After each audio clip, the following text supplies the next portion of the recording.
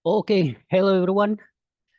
My name is Kalirwin Sukim. I am a lecturer at the Faculty of Administrative Science and Policy Studies. And in this video, I am going to talk about getting ready to learn. Here is what I'm going to talk about in this video. I'm going to talk about the three importance of being prepared to learn. Next, I'm going to talk about the three components of learning preparations. And then we are going to look at some of the learning styles. I'm going to discuss the 4 learning styles. And then at the end of the video, I'm going to share a little bit of tips on how to achieve success in university. So the three importance of being prepared to learn. Number 1, if you come to class being prepared, it builds confidence. It reduces your stress and anxiety because you're not going to be afraid of being engaged in a conversation in class with the lecturers or being asked a question or being asked for your ideas or input in class. Number 2, preparedness encourages active participation in class discussion and activities. If you come to class prepared, if you come to class having already read some of the materials that you know are going to be discussed in class, you will be able to participate more meaningfully in class discussions and class activities. For example, when you are attending a tutorial class, tutorial is supposed to be where students express themselves. Tutorial is supposed to be a discussion among students. This is where students are supposed to engage in an academic conversation to discuss the issues or the questions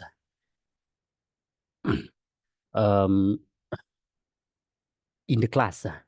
All right. Number 3, preparedness helps in the retention process. What do we mean by this?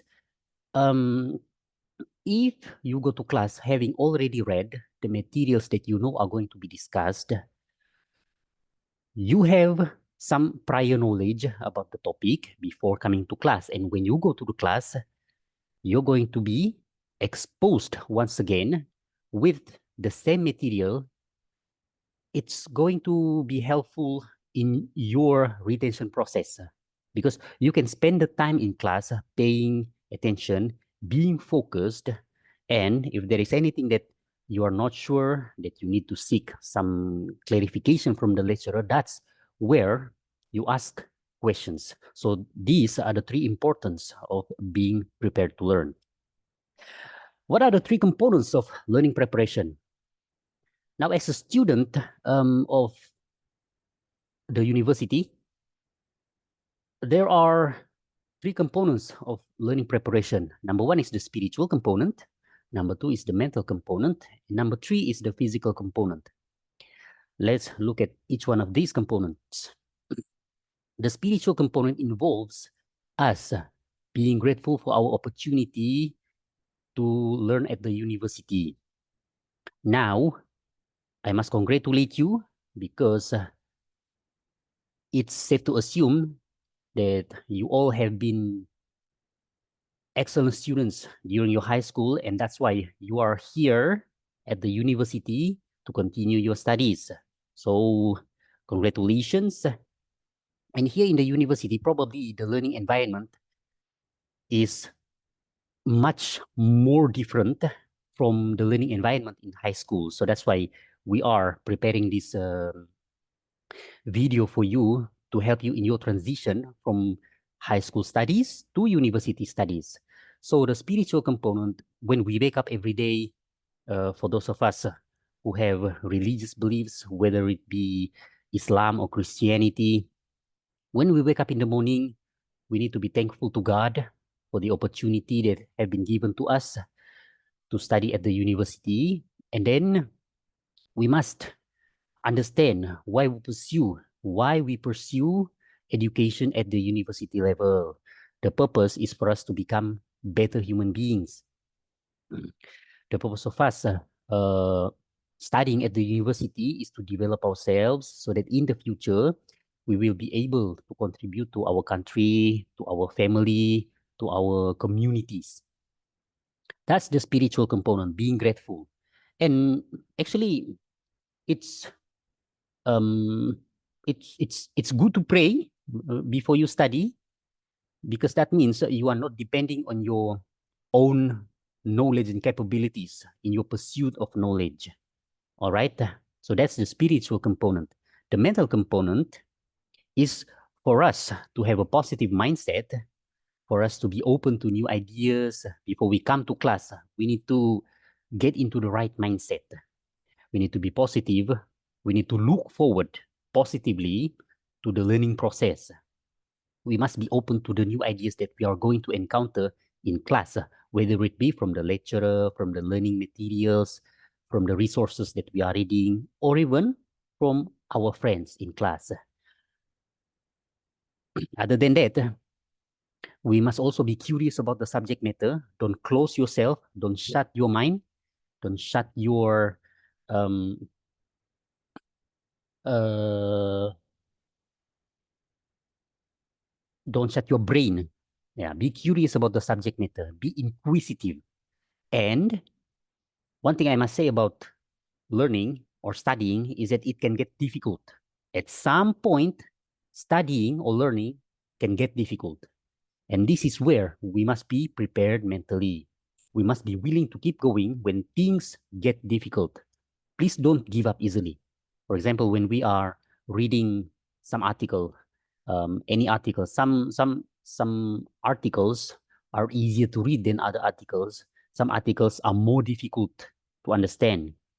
When you encounter difficult materials, this is where your mental strength is required for you to keep going and not give up on your study, on your learning process. That's the mental component. The physical component involves us um, having to maintain a healthy lifestyle, because healthy physique is directly related to our capability to learn effectively. If we are always in a bad health, we will not be able to attend classes, we will not be able to attend tutorials, and we will not be able to participate in extracurricular activities. That's why we have to maintain a healthy lifestyle, get enough sleep, um, exercise, eat properly, drink properly, and get in shape.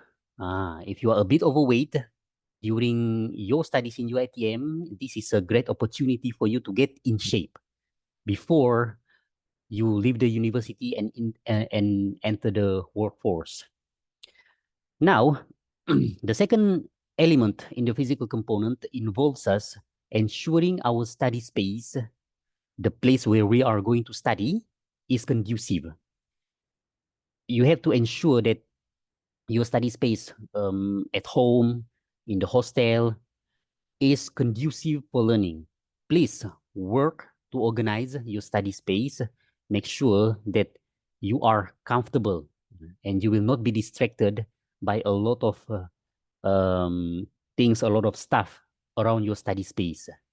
Number three, under the physical component, is for us to manage our energy levels throughout the day. Now, some of you may have classes from the morning until the evening, from 8 in the morning until 9 at night, right? So we must eat properly, drink properly to ensure that we have energy throughout the day. We must eat and we must drink properly, because if we attend class with low level of energy, we will not be able to focus and our attention is going to be scattered. All we think about is food and drinks, for example. So we must work to manage our energy levels throughout the day. So here, all of these are the three components of learning preparation. Next, let's look at some of the learning styles, because as a university student, you must understand yourself. You must know yourself, your learning styles. Perhaps you have heard of the VARK learning styles. In education, learning styles, this suggests that each individual have a unique preferences, distinct preferences, specific preferences for how they learn best. Some people may say they are visual learners. Some people may say they are auditory learner. Some people may say they prefer reading and writing. Some people prefer to do things. Uh, they like to move. So these are the group that we call kinesthetic learners. Let's look at each of these learning styles. If you say that you are a visual learner, it means that you prefer to see information. You prefer to see images. You prefer to see visuals. So probably you would like to see flow charts. You would like to see diagrams. You would like to see images and pictures. You have a strong visualization skill and you can remember objects, shapes, and pictures. You learn by reading, by watching films and movies, videos like this one, and demonstration. You will like to see um, demonstrations in class. You can see pictures in your mind. Visual learners probably have some kind of a photographic memory. Now, what about auditory learners? Auditory learners need to hear information. This group of learners prefer to be told. They prefer to listen to podcasts, for example. Um, they they they can learn without PowerPoint presentations in lectures, for example. They can just learn by hearing the lecturer delivering the lecture. Now, if your preferred style is auditory, you have a good ear and you can hear differences in tones and rhythm. So when you are studying on your own, at home or in the hostel or wherever it may be, probably you prefer to read out loud. You want to hear yourself reading the text that you are reading to help you retain better the materials that you are studying. And you can remember what you hear in lecture, probably not just what you hear from the lecturers, but also from what you hear from your friends and your peers. Okay, next. What about the people who consider themselves as read and write learners? This group of learners learn best through reading and writing. Some people are like this. They prefer written instructions, text, and note taking. That's why we have the scheme of work given to all students at the beginning of the semester, because actually the lecturers want you to read, but some students somehow they don't read. Probably this is not their learning style, but some people prefer reading and writing. Now, this group of learners may benefit from summarizing information in written form and um, often engage with content through reading and writing activities. For example, after they read something, um, they will write their own notes. Probably they draw something to help them understand better. So this is what this group of learners do. What about kinesthetic learners? Now, kinesthetic learners need to be physically active and doing things.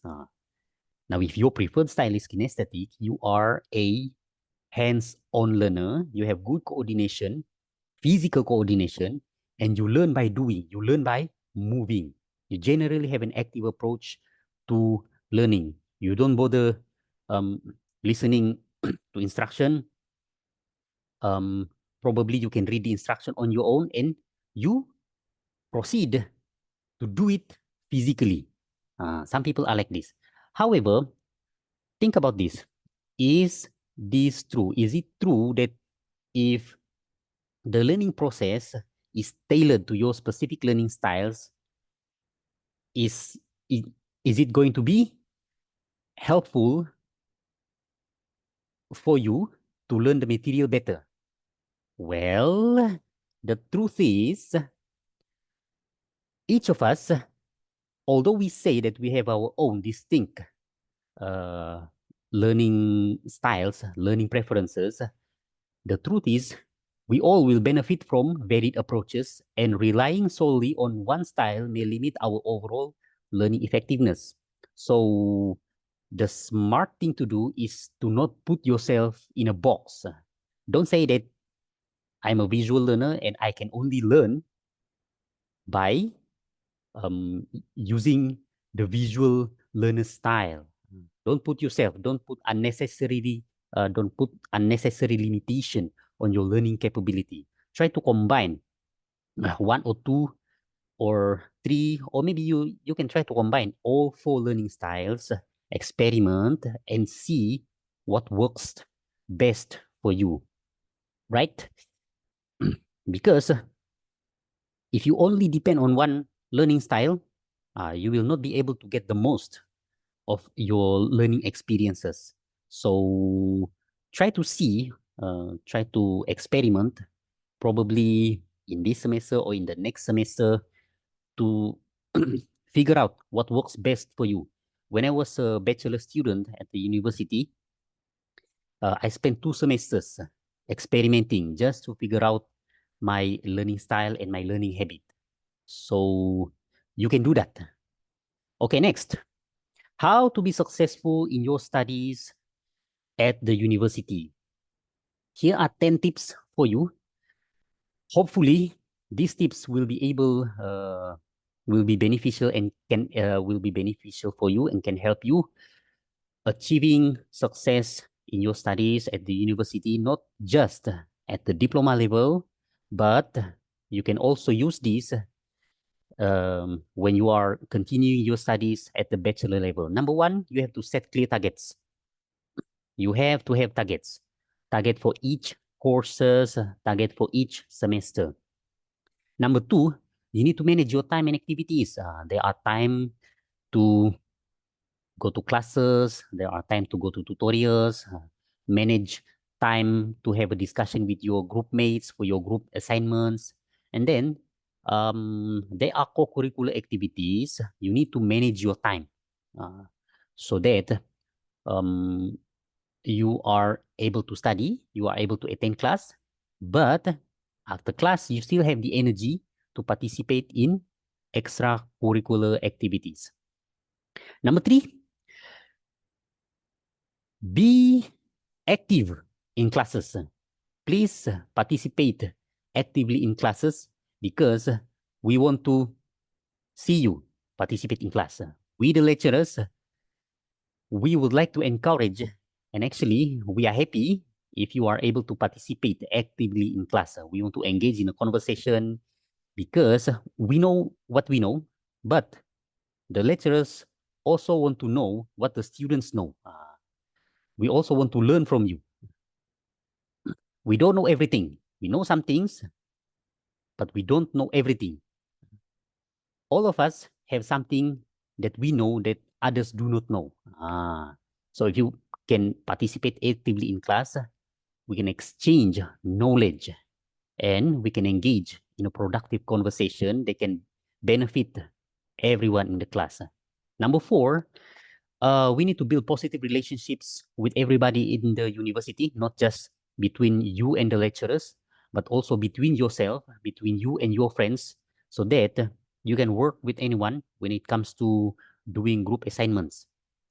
But not only the lecturers and your friends, you also need to build positive relationships with the university administrators and the university workers.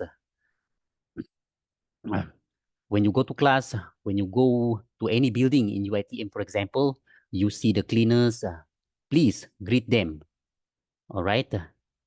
Be nice to them because we never know um, how we are going to encounter any problem in the future, and we never know where help can come from. All right. Number five, just like what I have mentioned in the previous slides, we need to develop our own study habits. All right. So I'm not going to spend too much time on this. Number six, utilize university resources. All right. Not just the physical spaces in the university, but this refers to academic resources because our university pay a lot of money to subscribe to online databases and journals. So use please make full use of university resources. If you don't know how to use the database, you can engage all the stuff at the library. Number 7, we must learn as university students, we must learn to balance our priorities. Sometimes we cannot attend classes because we need to participate in extracurricular activities. For example, super meets, right? We want to participate in sporting activities. So if you know that you are not going to be able to attend any classes, make sure you take 100% responsibilities on your own learning and try to catch up with the lecture topics that you have missed.